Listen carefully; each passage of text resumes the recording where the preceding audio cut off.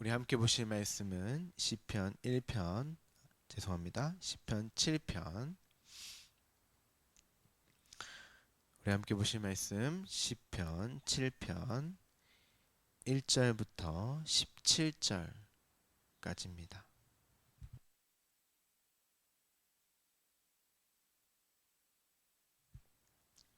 시편 7편 1절부터 17절까지입니다. 오늘은 자막이 이렇게 나아가지 않는데요. 성경책이 있으신 분들은 함께 찾아서 봉독해 주시기를 부탁드립니다. 시편 7편 1절부터 17절까지 우리 함께 봉독하도록 하겠습니다. 여호와 내 하나님이여, 내가 주께 피하오니 나를 쫓아오는 모든 자들에게서 나를 구원하여 내소서.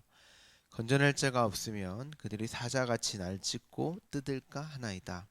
여호와 내 하나님이여, 내가 이런 일을 행하였거나 내 손에 죄악이 있거나 화친한 자를 악으로 갚았거나 내 대적에게서 까닭없이 빼앗았거든. 원수가 나의 영혼을 쫓아잡아 내 생명을 땅에 짓밟게 하고 내 영광을 먼지 속에 살게 하소서. 여호와여, 진노로 일어나사 내 대적들의 노를 막으시며 나를 위하여 깨소서. 주께서 심판을 명령하셨나이다. 민족들의 모임이 주를 두르게 하시고 그 위 높은 자리에 돌아오소서. 여호와께서 만민에게 심판을 행하시오니 여호와여, 나의 의와 나의 성실함을 따라 나를 심판하소서. 악인의 악을 끊고 의인을 세우소서. 의로우신 하나님이 사람의 마음과 양심을 감찰하시나이다. 나의 방패는 마음이 정직한 자를 구원하시는 하나님께 있도다.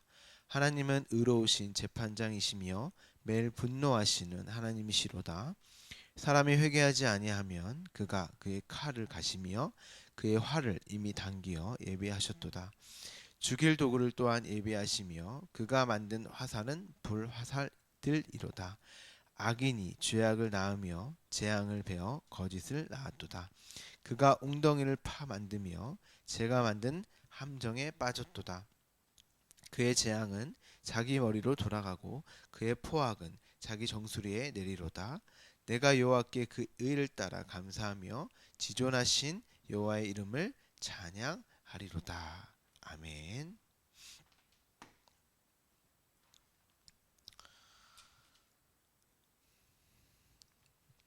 오늘은 시편 7편 한 편을 모두 보도록 하겠습니다. 성경을 보시면 시편 7편 성경을 보시면 맨 위에 다윗의 시가yon 베냐민의 구시의 말에 따라, 베냐민인 구시의 말에 따라 이렇게 노래 이렇게 라고 기록되어 있습니다. 시가요이라는 단어가 성경에서 여기서 딱 한 번 쓰이기 때문에 어떤 의미로 사용되었는지에 대한 의견은 매우 분분합니다. 이 단어를 추적해 보면 방황하다, 비틀거리다 이런 의미가 있습니다. 다윗이 어떠한 사건으로 인해서 충격을 받아 비틀거리며 방황하게 되어진 상태를 표현한 단어라고 볼 수 있죠. 또한 바로 이어져 나오는 베냐민인 구시가 누구냐에 대한 인물이 누구냐에 대한 것도 명확하게 나와 있지는 않습니다. 누구를 가리키고 있는가? 학자들은 이 상황을 베냐민 지파 곧 사울로 생각하여 사울에게 쫓기는 상황에서 다윗이 시를 지어 노래를 한 것으로 보기도 합니다. 저 또한 여러 가지 정황을 볼 때 이 시를 읽었을 때 사울에게 쫓긴 상황에서 지은 시라고 생각이 듭니다. 그리고 이 상황으로 그 상황으로 봐서 이 시를 해석하는 것이 굉장히 타당하다고 생각이 되어 오늘 이 말씀을 그런 상황에 맞추어서 여러분에게 전달하려고 합니다. 다윗은 사울의 사위죠. 사울은 이스라엘이 주변의 여러 민족의 왕을 보고 자신들도 왕이 있었으면 하고 하나님께 요청하여 세워진 왕입니다. 그래서 하나님이 세상 왕으로 사울을 이스라엘에게 주었던 것입니다. 그 전까지 이스라엘에게 왕이 없었던 게 아니죠. 하나님이 왕이셨는데 그 전까지 무슨 시대예요? 사사 시대죠. 자기의 옳은 대로 살았던 그런 시대였습니다. 그러니까 하나님을 왕으로 여기지 않았던 시대였죠. 그런데 이들이 주위의 어떤 나라들을 보니까 왕이 있으면 너무 좋아 보이는 거예요. 너무 부러운 거예요. 그래서 하나님께 우리 인간의 왕, 그런 이방 나라들의 그런 왕처럼 우리들도 왕을 세워 주시기를 이렇게 사사를 통하여서 선지자를 통하여서 하나님께 요청을 하죠. 그래서 하나님이 그래 너희가 원하는 그 세상 왕, 그 세상 왕으로 사울을 이렇게 허락합니다. 하나님께서. 그 전까지 하나님은 왕을 세우지 말아라. 뭐 여러 가지 이유를 대죠. 출애굽기 때부터 이야기를 합니다. 근데 이들이 그 말씀을 읽고 잃어버리고 하나님을 왕으로 여기지 않고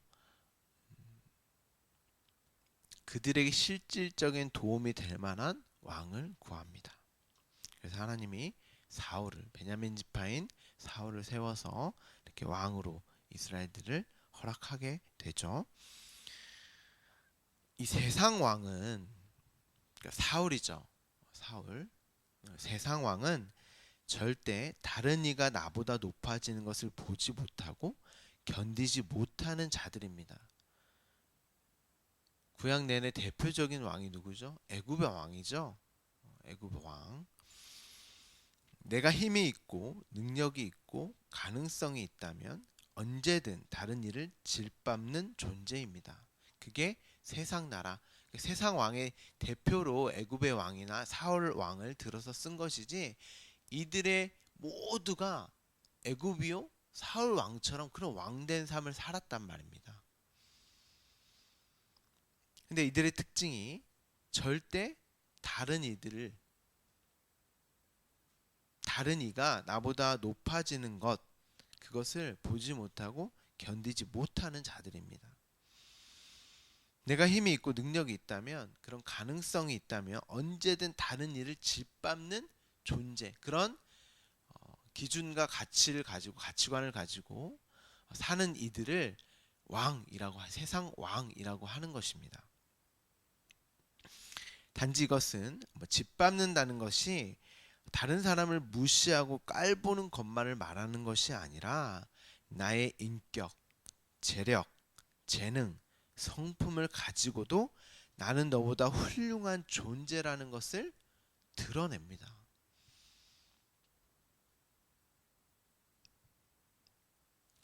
또한 다른 이를 존경한다고 하며 자신을 낮추고 겸손한 척까지 하지만 고양이가 발 속에 날카로운 발톱을 숨기고 있는 것처럼 마음 깊은 곳에 칼을 갈고 있는 자들 바로 이러한 자들을 세상 왕이라고 합니다. 그러니까 내가 힘이 없어서 이를 왕으로 섬기고 있을 뿐이지 나는 언제든지 이가 나보다 힘이 약해지고 부족하고 나보다 연약하면 나는 절대 어느 누구도 이를 왕으로 삼지 않습니다.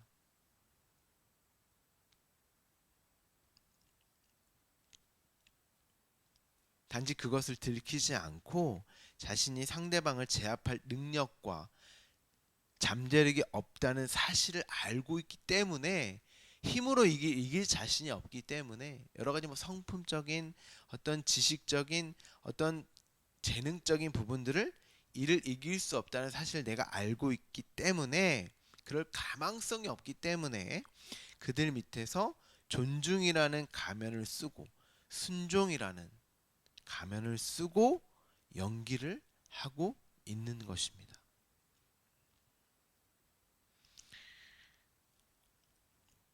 제가 너무 세상을 비판적으로 바라보는 것인가요, 여러분?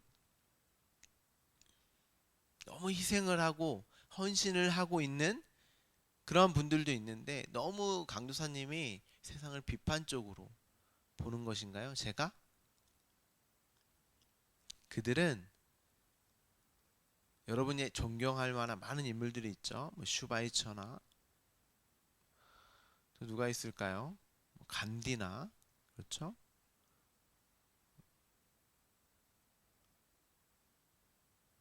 많은 인물들이 있죠. 그런데 그들이 왜 그랬을까요? 왜 그런 삶을 살았을까요, 여러분? 내면의 깊은 곳까지 내려가면 다 자기 섬김이라고 하는, 난 이렇게 인격적이고 이렇게 헌신을 하고 있고 이런 어려운 상황과 환경 속에서도 나는 이렇게 봉사하며 평생을 봉사하며 살아가는 아주 위대한 인물이다라고 하는 그 칭찬 때문에 하는 것입니다. 다른 이들이 다 칭찬하지 않아도요, 나는 나를 칭찬하거든요. 그로 나는 너보다 이렇게 헌신하고 봉사하고 있는 너보다 더 너보다는 더 나은 존재야라는 것을 드러내기 위함이에요. 그게 세상 왕의 특징입니다. 재력만, 힘만, 권력만, 그런 것만 세상 왕이라고 하지 않고 그런 것까지, 인격과 어떤 재능과 어떤 그런 것까지도 상대방을 짓밟고 상대방보다 우위를 점하려고 하는 그 인간 존재의 가치, 그것을 가지고 있는 자들을 모두 왕이라고 하는 것입니다. 세상은 제가 말한 것과 다르게 인간들이 서로가 어울려 살기 너무 좋은 곳이며 아름다운 곳인가요? 그럼 우리가 법이 왜 필요하고 도덕과 윤리가 왜 필요하며 그러한 제도가 왜 필요한 거죠?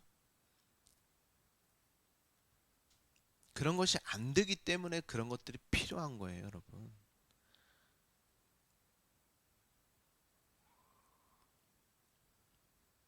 그런 테두리로 안정망을 구축하지 않으면 이 세상은 바로 지옥됩니다, 여러분.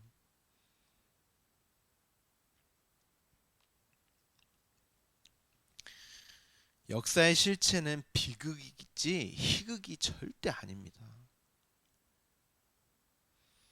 그래서 예수가 세상 죄를 지는 어린 양으로 십자가에 달려 죽으신 것입니다. 그들에게, 아니 우리들에게, 나에게 단 0.00001%의 가능성이 있었다면 예수님은 십자가에 달려 죽으시면 안 됩니다. 인간들을 언제까지 가르치고 타일러서 그들의 가능성을 높이셨어야 해요. 그리고 실제로 구약 내내 그렇게 가르쳤고 이스라엘 역사 내내 그렇게 가르치며 그 말씀으로 그들에게 찾아가시고 이끄시고 그들을 양육하셨단 말입니다. 근데 시험의 결과는 어땠어요? 실패였어요. 역사 내내 가능성 제로. 그래서 예수가 이 땅에 오셔서 십자가에 달려 죽으신 거 아닙니까? 성경은 세상을 죽은 자들의 무덤이라고 말을 합니다. 무덤이라고 말을 해요. 왜요? 모두 죽은 자들을 세상이 품고 있기 때문이에요. 죄와 허물로 죽은 자들이 살아날 수 있는 가능성은 제로입니다.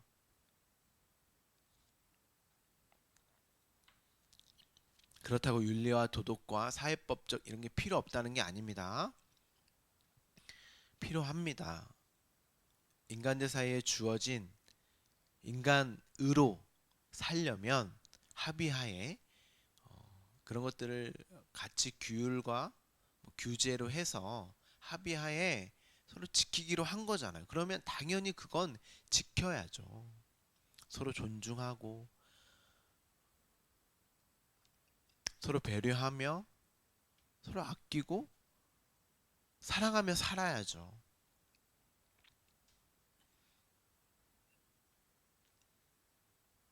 그런데 성경은 그런 것을 말하는 것이 아니라 인간 너희의 존재 자체의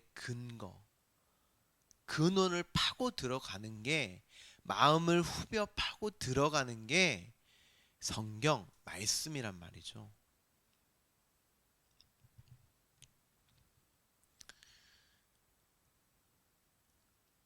이러한 세상 왕으로 성경이 사울을 들어 우리에게 무엇인가를 가르쳐 주는 것입니다. 그리고 다윗에게 마찬가지예요. 가르쳐 주고 있는 거예요. 한 나라의 왕이 사위가 자신보다 인기와 명성이 높아지자 그를 죽이려고 하죠. 사울을 보시면 이 사실을 견디지 못합니다. 그 인기와 명성을 다윗이 더 높자 견디지를 못하고 잠도 못 자고 마치 미친 사람이 되어서 군대를 동원하여 다윗을 쫓기까지 합니다. 죽이려고요. 이만 없으면 내가 그보다 인기 있고 명성에 왕에 걸맞는 자가 된다는 거죠.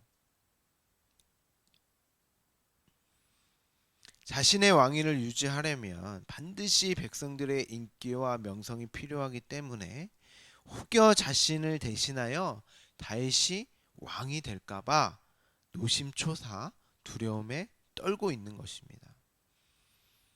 그래서 잠을 못 자요. 잠을.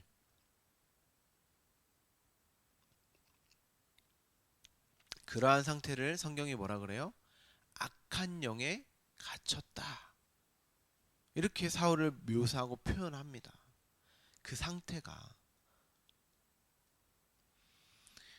왕위에 대한 욕심과 욕망이 두려움이 되어서 자신을 잠식하게 되자 미쳐버리게 된 것입니다. 그렇게 매여 있는 상태를 미친 자라고 하잖아요. 거기에 도달해 있는 상태. 그러면 이 세상에 그러한 원리로, 그러한 삶으로 모두 살아가잖아요. 그렇죠? 세상 왕이 곧 나니까. 그럼 나는 미쳐 있는 자가 맞죠. 그리고 악한 영에 잠식되어져 있는 그런 자가 맞잖아요. 그렇죠? 지금 이런 장인의 추격에 몸을 숨기고 있는 상태, 이런 사울의 추격에 몸을 숨기고 쫓김의 그런 상황에 있는 상태에 다윗이 이 시편 7편을 기록한 것입니다. 그럼 1절부터 함께 보도록 하죠. 1절 2절입니다. 여호와 내 하나님이여 내가 주께 피하오니 나를 쫓아오는 모든 자들에게서 나를 구원하여 내소서. 건전할 자가 없으면 그들이 사자같이 나를 찢고 뜯을까 하나이다. 지금 사울의 추격을 받으면서 그들로 나를 구원해 주세요. 하나님, 당신이 아니면 전 죽을 수밖에 없습니다. 이렇게 말을 합니다. 그러면서 다윗이 뭐라고 하는지 잘 보시면 하나님, 전 이들과 다릅니다. 나는 이런 일을 행하지 않고 내 손에 죄악이 없습니다. 악으로 갚았거나 내 대적에게서 까닭없이 빼앗은 적이 단 한 번도 없습니다. 만약 그렇다면 원수가 나의 영혼을 쫓아잡아 내 생명을 땅에 짓밟게 하고 내 영광을 먼지 속에 살게 하소서라고 지금 사울에 비교하여 자기는 그러한 삶을 살지 않았다고 지금 말을 하고 있는 것입니다. 그런데 왜 내가 사울의 쫓김에 이렇게 죽을 지경에 처해 있냐는 것이죠. 지금 다윗은 자신이 하나님 앞에 너무 떳떳하기에 당신이 나를 구원하심이 마땅합니다 하고 하나님께 토로를 하고 있는 것입니다. 나는 누구도 해한 적이 없고 빼앗은 적도 없고 죄를 지은 적도 없는데 오히려 나는 나를 죽이려고 했던 나의 장인 사울을 2번이나 죽일 수 있는데도 내 장인을 살려주기까지 한 인격이 아주 훌륭한 그런 자 아닙니까 하나님. 그런데 왜 내가 이런 일을 경험해야 합니까? 여호와의 진노는 저들에게 부어져야 하고 나를 위해 저들을 심판하는 것이 마땅합니다. 나를 구원해 주세요. 이렇게 하나님 앞에 기도를 하고 있는 거예요. 당신이 모든 자들의 주 높은 자리로 돌아오셔서 만민을 심판하시고 나의 의와 나의 성실함에 따라 나를 심판하소서. 그러니까 나는 어떠한 자라는 거예요. 그러한 심판과 관계가 없는 자라는 의미예요. 나는 의와 성실함으로 살았기에 그에 합당한 심판, 곧 구원을 받아야 한다는 그런 의미입니다. 악인들을 모두 끊어버리시고 의인인 나를 세우소서. 당신이 사람의 마음과 양심을 아시지 않으십니까? 나를 보호하시기로 마음이 정직한 나를 구원하옵소서. 하나님은 의로운 재판장이시기에 분노로 저들을 벌해주시고 사람이 회개하지 않으면 그들은 반드시 멸망당해야 하는 자들입니다. 그러니까 나는 너무 정직하고 성실하다는 거죠. 저들과 다르다는 거예요. 지금 다윗이 계속 사울과 지금 비교하여서 나는 아니라는 거예요. 저들과 다르다는 거예요. 그러니까 나는 절대 먼지에 그럴 처해질 상황도 아니고 멸망당할 자도 아니고. 이후에 어떤 말을 하냐면 악인이 죄악에 잉태하여 재앙을 거짓을 낳는구나. 함정을 깊이 파지만 그가 만든 구덩이에 그가 빠집니다. 이런 이야기를 한단 말이죠.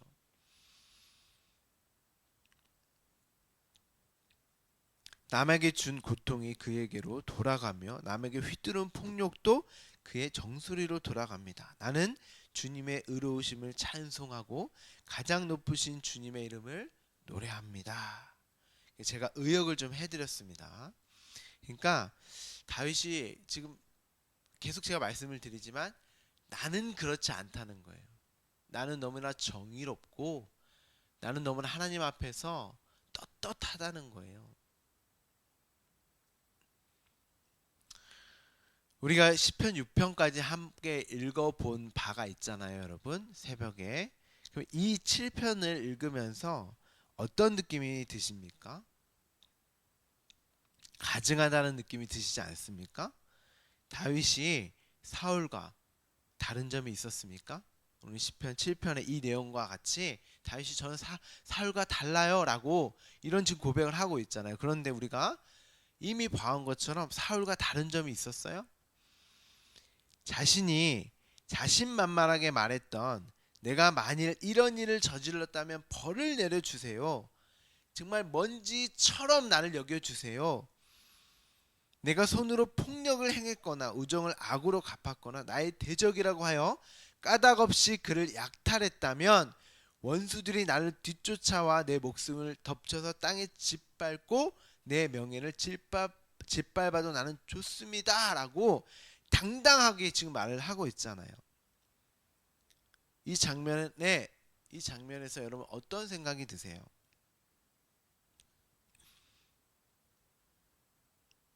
우리아를 죽이고 우리아의 소유인 아내를 빼앗아서 자기 것으로 그렇게 취해버리잖아요. 이 글을 읽으면서 왜 하나님이 사울로 하여금 세상의 왕으로 다윗을 죽이기까지 하나님의 상황과 환경을 몰고 가신지 아시겠습니까? 다윗은 자신이 어떠한 자인지를 모르고 있었던 거예요. 그러니까 이렇게 하나님 앞에서 목을 꼿꼿이 세우며 나는 당신 앞에 당당하며 심판의 자리에 서게 되더라도 자신의 의로움과 성실함에 하나님의 변호와 보호를 요구하는 것입니다. 하나님이 그래서 다윗을 어떻게 하세요? 그래? 진짜 너가 이렇다고 하고 그의 실체를 확 들추어 내버리시지 않으십니까? 네가 바로 사울이다 이놈아. 그 원수와 대적자가 바로 너다를 가르쳐 주시는 것입니다.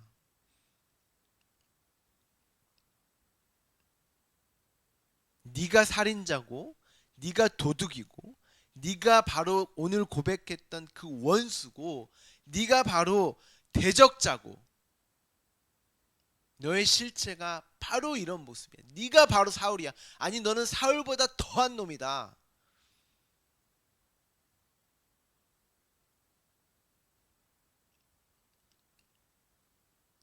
너가 악을 잉태하는 죄 덩어리고 재앙과 거짓을 낳는 자이며 너가 너 자신에게 속고 있는 너가 만든 웅덩이를 파 만들어 네 스스로가 빠져 있는 어리석은 자야. 너는 너를 너무 몰라. 너는 너에게 너무 빠져 있어. 그런 너가 나를 찬양한다고? 나의 의로우심을 찬송한다고? 나의 높음을 찬송한다고?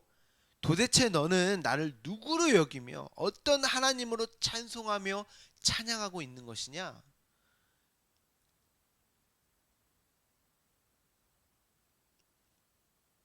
절대 자기가 어떠한 자인지 어떠한 자리에서 구원받은지를 모르는 자는 하나님이 원하시는 찬송과 찬양을 할 수 없는 것입니다.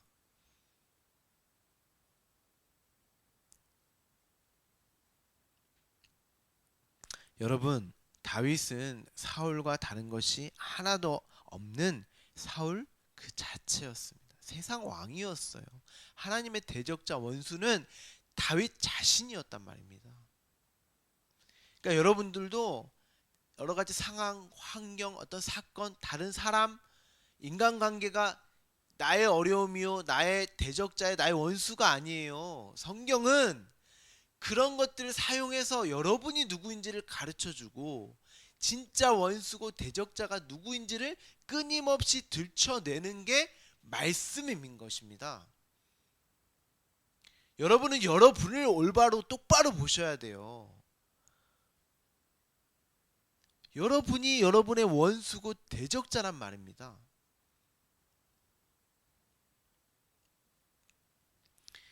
모든 이들이 바로 사울과 같은 언제든 자기를 위해서 남을 죽일 다른 이를 죽일 칼을 갈고 있는 자들이에요. 다윗도 예외가 아니었습니다. 그런데 다윗은 자신이 누구인지를 몰랐던 거예요. 자신이 떳떳했고 자신만만했습니다. 하나님 앞에서 당당했어요. 그런데 하나님이 그런 다윗에게 찾아가셔서 말씀으로 찾아가셔서 확 그를 들춰내시고 그의 실체를 확 들춰내시자 그가 무너지기 시작했습니다. 우리는 말씀 앞에 무너지는 거예요. 말씀으로 세워지는 게 아니에요, 여러분. 여러분의 가능성을 격려하고 여러분을 독려하여서 열심히 잘 살고 힘을 내서가 아닙니다. 말씀은 여러분이 쌓아놓은 여러분의 자신을 쌓아왔던 여러분의 자신을 구축했던 나 자신들이 무너져 내려가는 거예요. 말씀은 무너뜨리는 것입니다. 그리고 다시 예수 그리스도라고 하는 모퉁이 돌로 하나님이 그 말씀으로 차곡차곡 하나님의 방법과 도구로 세워가는 거예요. 그러면 나는 무너져야 된다니까요. 끊임없이 인생 내내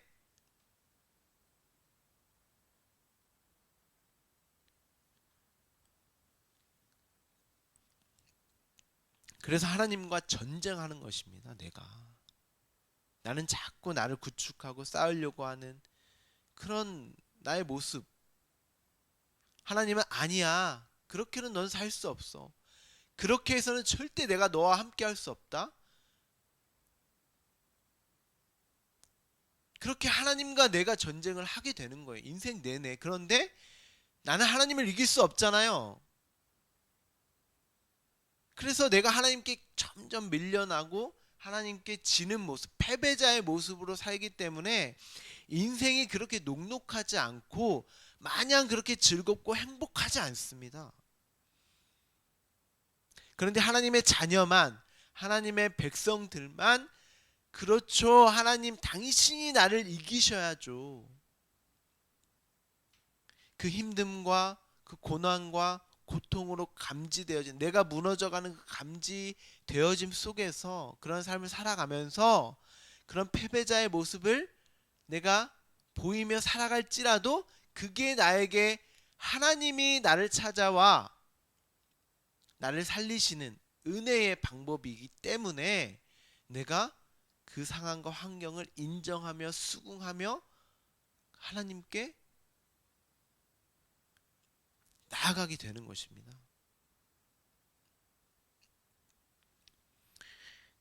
다윗은 자신이 어두움이며 밤을 살았던 죽어있는 자였다는 사실을 알게 되었어요. 이 사건을 통하여서. 근데 우리는 보통 여기서 벗어나게 해달라고 하잖아요. 하나님께. 이런 상황과 환경, 사건이 주어지면 벗어나게 해달라고 기도하지 않습니까? 그게 아니라니까요. 내가 누구인지를 알라고 깨달으라고 준 사건이잖아요. 상황이잖아요.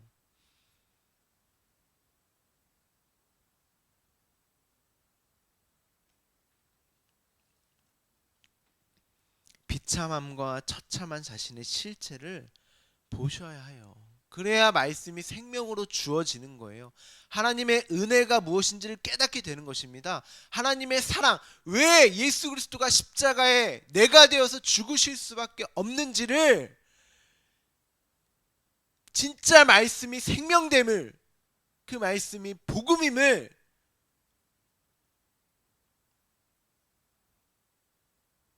여기게 되는 거예요. 그렇게 시작하게 되는 것입니다. 여러분은 자신을 어떻게 보고 계십니까? 다윗처럼 하나님 앞에서 무엇인가를 요구할 수 있는 자로 스스로를 평가하십니까? 상황과 환경을 비판하고 판단하여 하나님의 정당함을 요청할 수 있는 자입니까? 왜 나에게 이러한 사건을 겪게 하시냐고 불평과 불만을 토로할 수 있는 자입니까? 그렇다면 여러분은 아직도 자신이 어떠한 자인지 알지 못하고 계신 것입니다. 복음은, 말씀은, 생명은 내가 누구인지 아는 만큼 소중하게 여기게 됩니다. 나를 기준으로 이러한 것들의 가치가 정해진다는 그런 말씀이 아니라, 그런 뜻이 아니라, 깊은 어둠에 빛이 더 찬란한 여명으로 비추어지는 것처럼 여러분이 어떠한 자인지를 아는 기쁨에 도달하게 될 때에 말씀이 더 찬란한 여명으로 비추어지게 되는 것입니다. 나는 예수 그리스도의 십자가의 죽음으로 죽지 않으면 안 되는 자였구나. 그 은혜가 아니면 도저히 살아날 수 있는 존재가 아니었구나.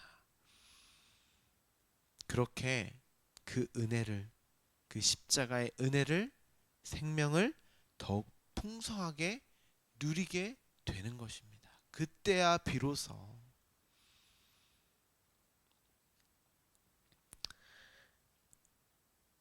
그 순간 정말 하나님이 원하는 찬송과 찬양을 하시는, 오늘 다윗이 그랬잖아요. 그렇죠? 우리가 시편을 계속 보고 있지 않습니까? 그때에 진짜 하나님을 예배하고 찬송하고 노래하는 다윗과 같이 그 십자가의 영광을 높이는, 찬양하는 여러분의 삶 되기를 간절히 소망합니다. 기도하겠습니다.